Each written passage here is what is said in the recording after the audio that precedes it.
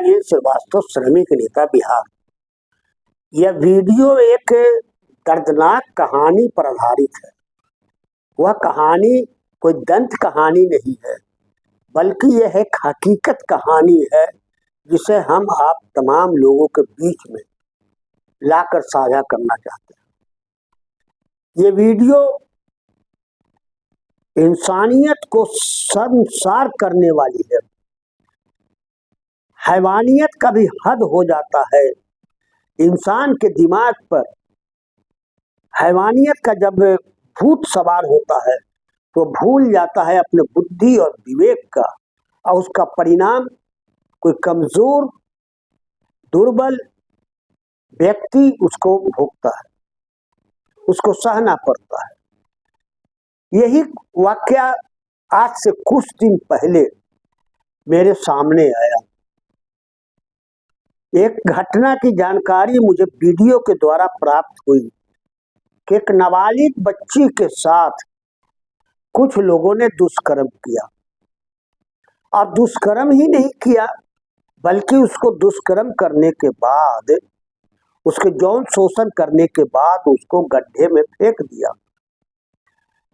दूसरे दिन थाना को पता चला, प्रचार हुई, उसके परिजन आए, और जो परिजन आया उसको लेकर के अस्पताल जेपीएन हॉस्पिटल गए, फिर मेडिकल कॉलेज में भर्ती किए। ये खबर एक प्रकाशित में आई तो मुझे ये लगा कि भाई ये आज तक भी अभी तक लड़कियां सुरक्षित नहीं है, उसके साथ ऐसा होता है।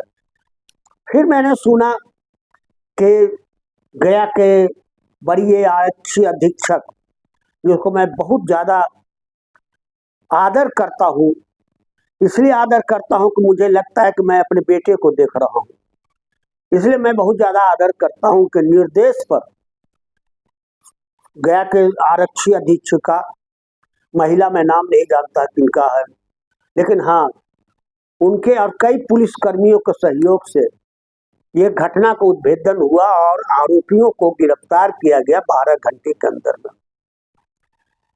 अच्छा लगा, प्रशंसा करने के लायक है, इसमें कोई दो राय नहीं है। पुलिस ने अच्छा काम किया। आरक्षी अधीक्षक महोदया, महिला या फिर बड़ी पुलिस अधीक्षक आशीष भारती जी के निर्देश पर जो काम हुए वो एक अच्छा है। इसी बीच में हमने ये भी सुना कि माले की एक महिला नेत्री जिसका नाम रीता बर्नवाल है, उनके पति निरंजन पासवान माले के एक अच्छे नेता हैं। मैं बहुत वर्षों से उनको जानता हूँ, जो इन्होंने रोज गरीबों की आवाज उठाते हैं जमीन से, हर जगह कोई न कोई समस्याओं को लेकर के आवाज उठाते रहते हैं, आंदोलन करते रहते हैं। कम से कम इतना तो है कि इस भूमंडल में आवाज तो बोलते रहते हैं, मुझे अच्छा लगता है। तो मैं सुना कि उनके पत्नी रीता बर्नवाल कुछ महिलाओं के साथ मगध मेडिकल कॉलेज में उस प्रीता से मिलने गई और हालचाल पूछा क्या है। मेरे को लगा नहीं, मेरे को लगा कि मैं भी क्यों नहीं चलूं, तो मैं भी मेडिकल कॉलेज चला गया। मेडिकल कॉलेज जाने में पहुंचा वहां, तो मैं वहां एक कम्युनिस्ट पार्टी के गया शहर के एक नेता सत्येंद्र सुमन, जिनके पिताजी रामचंद्र जी, वो भी कई महीनों से वहां भर्ती हैं, किसी रोग से पीड़ित है और अभी तक वो ठीक नहीं हो रहा है। इसलिए मैं ये सोचा कि चलो उनको भी देख लेता हूँ, एक बार और देखा था, एक बार और देख लेता हूँ। ये मैं सोच करके उनके पास गया और देखा रामचंद्र जी पुराने कम्युनिस्ट नेता, हमारे टाइम से भी सीनियर नेता, इसमें कोई दो राय नहीं है, जो खेत मजदूर वगैरह वगैरह की लड़ाई लड़ते रहे, बोलते भी रहे, साइकिल पर चलते रहे, ऐसे ऐसे करके। आज के जमाने में तो गाड़ी चरपहिया वाला नेता घूमता है ना, उसे अलग धोती कुर्ता पहन करके उस साइकिल पर चलते रहे, दबदबा बनाए रखे, और वही आज बीमार पड़ गए। उनके बेटा सत्येंद्र सुमन और जितेंद्र सुमन, उनके छोटे बेटे, और उनके परिवार के और कई लोग बस उस आइडियोलॉजी से जुड़े हुए रहे और हमेशा आवाज उठाते रहते हैं अभी भी।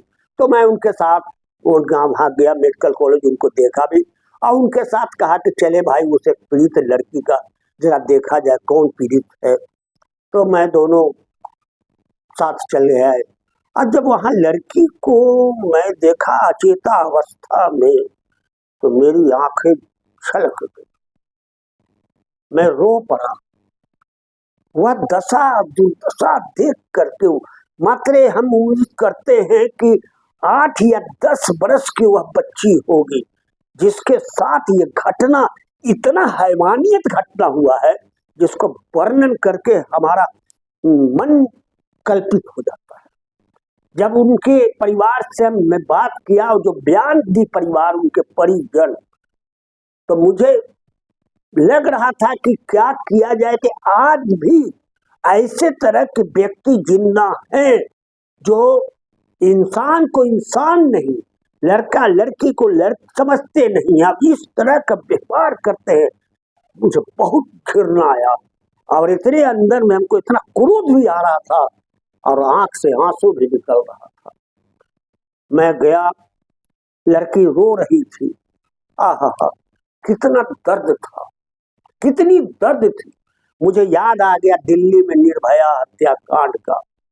इसी तरह का निर्भया के साथ दिल्ली में सेक्सुअल एक्सटॉर्शन हुआ और लेकिन वहां तो दिल्ली महिलाएं संगठन बनाई और यह बात के हम दाग देते हैं कि निर्भया की मम्मी ने वापस नहीं ली और अंत तक वो आरोपियों को सजा दिलवा ही करके दम ली।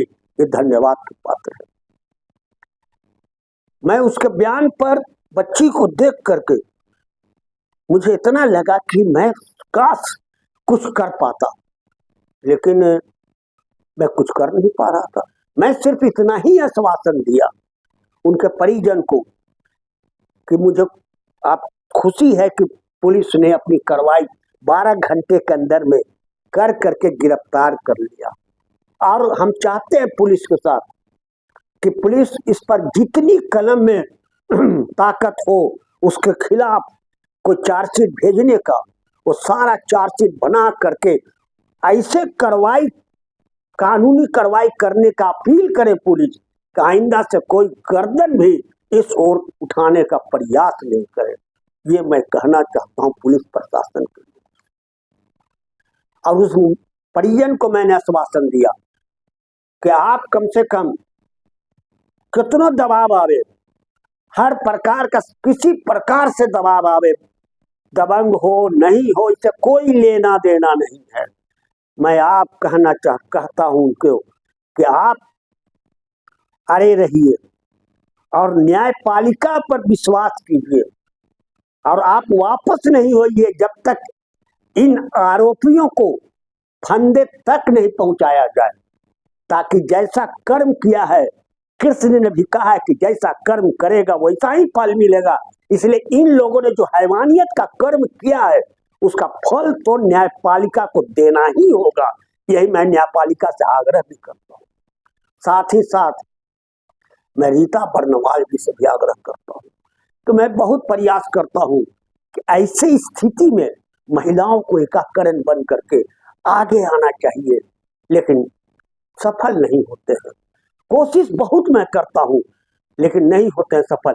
आपसे मेरा निवेदन है रीता जी से कि आप महिलाओं को ऑर्गेनाइज कीजिए और सरकार से यह इस्तीफे की मांग कीजिए कि नीतीश कुमार के शासन में ऐसा हुआ है, इसलिए नीतीश कुमार का विलंब इस्तीफा देना चाहिए, मुख्यमंत्री के पद से छोड़ना चाहिए। एक और दूसरा, नीतीश कुमार के दल से समर्थित जो उम्मीदवार अभी लोकसभा के चुनाव में खड़े हैं और जो वोट मांगने आपसे जाए तो उनसे कहें कि पहले इस लड़की का न्याय दिलवाओ, तब तुम्हें वोट मिलेगा।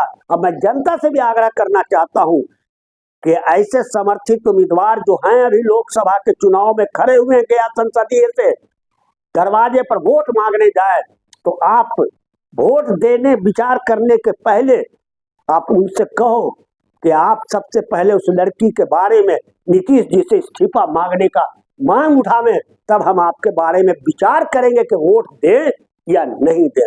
और इससे भी हम आप लोगों से आग्रह करता है कि मैं तो जानते हो कि भाजपा बहुत विरोधी हूँ, मैं भाजपा को वोट देना नहीं चाहता किसी कीमत पर नहीं। उसके खिलाफ मैं पर्चा भी बांटने के लिए जिलाधिकारी, निर्वाचन अधिकारी से आदेश मांगा हूँ कि मुझे आदेश दिया जाए कि हम भाजपा हटाओ देश बचाओ का ये स्लोगन हम पूरे जनता के बीच में देंगे। देखते कि भाजपा क्या करती है नहीं करती है, क्योंकि मुझे ये डर नहीं है, मुझे ये डर नहीं है कि मैं ईडी के फेर में आ जाऊं, कि सीडी के भर में आ जाऊं, कि बीडी के फेर में आ जाऊं। ये सबसे हमको कोई बेची नहीं, चूंकि भाई ये नहीं है। 400 रुपया तो हमको मिलवे करता पेंशन में, एकरे पर कितना हम हुकूमत चलावेंगे, ना आगे हाथ ना पीछे पगा, धूल में लोटे जैसे अनिल श्रीवास्तव गधा, वही तो हम हैं अभी। इसलिए हमको इससे भय नहीं है। लेकिन हम क्या समझते हैं कि भाजपा को गया शहर से एक भी मत नहीं मिलना चाहिए। इसके लिए हम पर्चा बांटने का आदेश मांगे हैं जिलाधिकारी से। अब अगर वो आदेश नहीं देंगे जिला निर्वाचन अधिकारी, तो इस मसले का एक ही पहला पैदान नहीं है और न अंतिम पैदान है, आगे तक भी हम बढ़ेंगे। और हम देखते हैं कि कैसे इस भारत के लोकतंत्र में हमको यह आदेश मिलता है या नहीं मिलता है, क्योंकि मैं भी इस भारत का नागरिक हूँ। अब मुझे भी विचार रखने का, अब मुझे भी सोच रखने का, और चूंकि समाज के अंदर में 40 वर्षों से हम काम कर रहे हैं हर समस्याओं का, इसलिए मेरा भी अधिकार बनता है कि अपनी सोच और समझ को जनता के बीच में रखें, ताकि जनता ठगे नहीं जाए। क्योंकि 10 वर्ष तक तो जो स्थिति है उस सामने आपका सामने प्रश्न में आवेगा जो भाजपा के विरोध में। इसलिए हम उस ओर नहीं जा करके हम इस लड़की के बारे में जो यातनाएं हुई है उस ओर कहना चाहते हैं भारत इस गया शहर के तमाम महिलाओं से कि आप जागो, आप उस महिला लड़की पीड़ित जो है उसका जाके दर्द पूछो और उसके खिलाफ आवाज उठाओ। अब मांग करो बिहार सरकार को कि नीतीश कुमार अविलंब इस्तीफा दे, और उनके दल के जो उम्मीदवार आते हैं दरवाजे पर, उनको दरवाजे पर यही प्रश्न पूछो कि पहले उस लड़की को देख करके आओ कि तुम्हारे इस मुख्यमंत्री के राज्य में जो कहते थे पहले वाला राज जंगल राज था, वो जंगल राज से बदतर यहाँ राज हुआ है। जो निर्भया हत्याकांड भी बढ़िया से जो हुआ, उसके बाद ये भी कांड एकदम दर्दनाक और दयनीय कार्य है। इसलिए मैं आग्रह करता हूँ जनता से, नहीं तो आजकल है क्या, मैं किसान का भी आंदोलन उठाया, रेल रोको आंदोलन, लेकिन कुछ लोग नहीं तैयार होते हैं, अपने अपने धुन में लगे हुए हैं। इसलिए मैं उन लोगों से भी कहना चाहता हूँ कि पहचानो लोगों को। कुछ लोग ऐसे हैं कि जो इस तरह के गरीब गुरबा के चोला पहन करके अपने सामंत विचार को रखते हुए भी, लेकिन उसके ऊपर से ढकना ले करके जनता के बीच में जाते हैं कि हम तो गरीबों के नेता हैं, मसीहा हैं, कृपया हमको वोट दीजिए, हम गरीबों को कल्याण कर देंगे, देश से गरीबी दूर कर देंगे। नहीं है भैया, 82 करोड़ जनता आज भी 5 किलो अनाज पर निर्भर है। इस बात को आप समझो। और इसी समझने के क्रम में फिर मैं आग्रह करना चाहता हूँ रीता बर्नवाल जी से और जितने भी कुछ इस विचार के धारा के नेता हैं या जो भी हो, या गया शहर के तमाम महिलाओं से, लड़कियों से, कि आप सोचो और समझो, अब आगे बढ़ो। पुलिस प्रशासन को भी मैं धन्यवाद दूं, खास तौर पर आशीष भारती जी और उनके टीम और महिला जो एसपी हैं, मैं तो नाम नहीं जानता हूँ क्या नाम है, उनको, अब तमाम पुलिस कर्मियों को कि आपने जो आरोपियों को पकड़ा है उसके खिलाफ आवाज, कलम में जितनी ताकत हो न्यायपालिका को दे, न्यायपालिका तय करे कि इसका क्या सजा होना चाहिए। धन्यवाद। मैं अनिल श्रीवास्तव, श्रमिक नेता।